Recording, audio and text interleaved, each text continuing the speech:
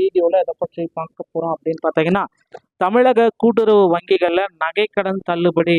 So தள்ளுபடி ஆகுமா ஆகாதா, யாருக்கு இந்த தள்ளுபடி கிடைக்கும், யாரெல்லாம் தள்ளுபடி வாங்க உறுதியான நபர்கள், ஸோ தள்ளுபடி பெற தகுதியான அடிப்படை தகுதிகள் என்னென்ன, தள்ளுபடிக்கான முக்கியமான அளவுகோல்கள் என்ன, ஸோ தேவையான ஆவணங்கள் என்ன, தேவையற்ற ஆவணங்கள் என்ன, தகுதியற்ற நபர்கள் யார் யார், இப்படி எல்லா கேள்விகளுக்குமே ஒரு முக்கியமான விடைய இந்த ஒரு வீடியோவில் நான் இப்போ உங்களுக்கு சொல்ல போகிறேன். ஸோ நீங்கள் நம்முடைய சேனலை முதல் முறையாக பார்க்குறீங்க அப்படின்னா மறக்காமல் ஒரு சப்ஸ்கிரைப் அண்ட் பெல்லை கிளிக் பண்ணி வச்சுக்கோங்க. கூட்டுறவு வங்கிகளில் நகைக்கடன் தள்ளுபடி. தமிழகத்தில் உள்ள கூட்டுறவு வங்கிகளில் 5 சவரன் வரையிலான நகைக்கடன் தள்ளுபடி குறித்த முக்கிய அறிவிப்புகளை இந்த தகவல் உங்களுக்கு விளக்குகிறதுங்க. தகுதியான நபர்களை கண்டறிய அரசு மேற்கொண்ட ஆய்வில் சுமார் 13 லட்சத்துக்கும் அதிகமான கடனாளிகள் இந்த திட்டத்தின் கீழ் பயன்பெற வாய்ப்புள்ளதாக கூறப்படுகிறது. இந்த சலுகையை பெறுவதற்கு ரேஷன் கார்டு மற்றும் ஆதார விவரங்கள் கட்டாயமாக்கப்பட்டுள்ளதோடு ஒரு குடும்பத்திற்கு ஒரு கடனுக்கு மட்டுமே தள்ளுபடி வழங்கப்படும் என்ற நிபந்தனையும் உள்ளது.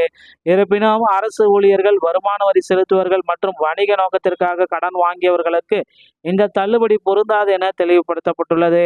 வறுமை கோட்டிற்கு கீழ் உள்ள நடுத்தர மக்களின் பொருளாதார சுமையை குறைப்பதே இந்த அதிரடி நடவடிக்கையின் முதன்மை நோக்கம்.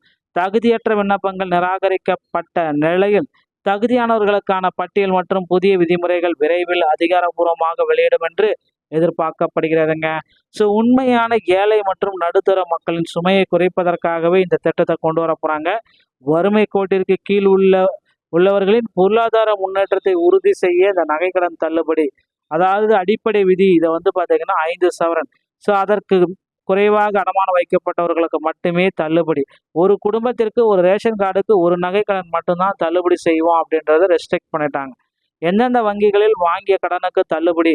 அரசின் கீழ் இயங்கும் கூட்டுறவு வங்கிகள், தொடக்க வேளாண் கூட்டுறவு சங்கங்கள், நகர்ப்புற கூட்டுறவு வங்கிகள், மொத்தம் 8 வகையான பொதுத்துறை கூட்டுறவு வங்கிகளில் இது தள்ளுபடி பொருந்தும். ஸோ பொருந்தாதவை அப்படின்னு பார்த்தீங்கன்னா தனியார் நிதி நிறுவனங்கள், இதர வர்த்தக தனியார் வங்கிகள், இது யாருக்குமே பார்த்தீங்கன்னா இது பொருந்தாது அப்படின்றத குறிப்பிட்டு சொல்கிறாங்க. கடனினுடைய நோக்கம் அப்படின்னு நம்ம பார்க்குறப்ப விவசாயம் மற்றும் அத்தியாவசிய குடும்ப தேவைகளுக்காக பெறப்பட்ட கடன்களுக்கு மட்டுமே தள்ளுபடி. நிராகரிப்பு அப்படின்னு நம்ம பார்க்குறப்ப விவசாயம் அல்லாத பெரிய வணிக நோக்கங்களுக்காக பெறப்பட்ட கடன்கள் தள்ளுபடி கிடையாது. யார் யாருக்கு தள்ளுபடி கிடைக்காது? வேலை அண்ட் வருமானம், மத்திய அரசு மற்றும் மாநில அரசு ஊழியர்கள், பொதுத்துறை நிறுவனங்களில் பணிபுரிவர்கள், இவர்கள் பெயரில் உள்ள கடன்கள் முற்றிலுமாக நிராகரிக்கப்படும். வருமான வரி செலுத்துவர்கள், வருமான வரி செலுத்தும் பிரிவினர்களுக்கு இந்த தள்ளுபடி திட்டம் பொருந்தாது. யாருக்கு தள்ளுபடி கிடைக்காது அப்படின்னா ஆவணங்கள் மற்றும் முறைகேடுகள். ஒரே அட்டையில் பல கடன்கள், 4 அல்லது 5 நகை கடன்களை பெற்றிருந்தால் அந்த குடும்பத்தின் அனைத்து நகல்களும் தகுதியற்றவையாக கருதப்படும். ஆவண குறைபாடு, கடன் பெறும் பொழுது முறையான ஆதார் அடையாள அட்டை, குடும்ப அடையாள அட்டை விவரங்களை சமர்ப்பிக்காதவர்களுக்கு தள்ளுபடி கிடையாது அப்படின்னு சொல்கிறாங்க. ஸோ இந்த தகுதி பட்டியலுடைய ஒரு சுருக்கமான ஒரு டேட்டாபேஸ் என்ன அப்படின்னு பார்த்தீங்கன்னா 5 சவரனுக்கு உட்பட்டவர்களாக இருக்க வேண்டும். அரசு ஊழியர்கள், ஐடி செலுத்துவராக இருந்தால் நிராகரிப்பு. கூட்டுறவு வங்கிகளில் கடன் பெற்றவர்களாக இருக்க வேண்டும், தகுதியானவர்கள். தனியார் வங்கிகளில் பெற்ற கடன்கள் தகுதியற்றவர்கள், நிராகரிப்பு. விவசாயம் மற்றும் குடும்ப தேவைக்கான கடன் வாங்கியவர்கள் தகுதியானவர்கள்.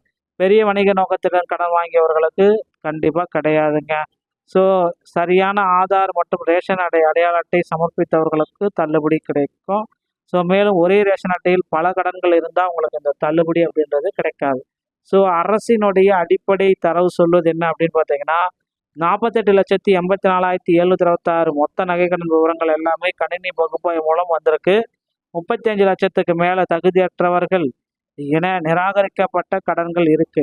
ஸோ மொத்த பொது கடன் தள்ளுபடி அப்படின்றது எவ்வளோ வரும் அப்படின்றது தான் இப்போ கால்குலேஷன். ஸோ இப்போ தகுதியற்றவர்கள் என நிராகரிக்கப்பட்டவர்கள் பார்த்தீங்கன்னா கொஞ்சம் ஓகேங்களா, உண்மையான பயனாளிகளுக்கு கண்டறியப்பட்டு தள்ளுபடிக்கு தேவையான டோக்கன்ஸ் ஓகேங்களா. ஸோ இதெல்லாமே பார்த்தீங்கன்னா விரைவில் இதற்கான அப்டேட் பார்த்தீங்கன்னா கூட்டுறவுத்துறை சங்க அதிகாரிகள் வழங்க இருக்காங்க. தரவு சரிபார்க்கிறாங்க.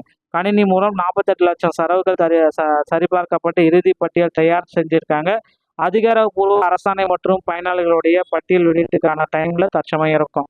முதலமைச்சருடைய அறிவிப்பு. தமிழ்நாடு முதலமைச்சர் மு க ஸ்டாலின் அவர்கள் கட்டுப்பாட்டில் இருந்த அப்டேட் பார்த்தீங்கன்னா தற்சமயம் முதலமைச்சர் சிஎம் விஜயோடைய தலைமையில் வந்துருச்சு.